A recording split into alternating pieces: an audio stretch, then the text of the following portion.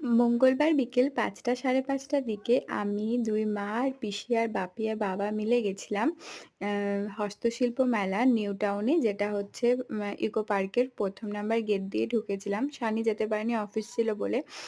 আর ওই রাস্তার ২ পাশেই বিভিন্ন মেলার বিভিন্ন জিনিস নিয়ে সবাই বসেছে। হস্তশিল্প মানেই হচ্ছে হাতের তৈরি বিভিন্ন জিনিস, মাটির জিনিস, অয়েল পেইন্টিং দিয়ে, যেটা তুলি দিয়ে বানানো বিভিন্ন জিনিস। আর মেলাটা প্রচুর বড়, পুরোটা কভার করাও মুশকিল। তো আমরা বিভিন্ন রকম ফুলেরও দোকান বসেছে, শোলার তৈরি, সেগুলো আমি বাড়ির জন্যও নিয়ে এসেছিলাম। খুব সুন্দর দেখতে লাগছিল। এত সুন্দর সব জিনিসগুলো দেখেই মানে মনে হচ্ছিল সবগুলো নিয়ে আসি। তোমাদের যারা, যারা বাড়ির কাছে তোমরা প্লিজ সবাই গিয়ে দেখে এসো মেলাটা। এখনো অনেক মানুষ তাদের বাংলার ঐতিহ্যটাকে ধরে রেখেছে।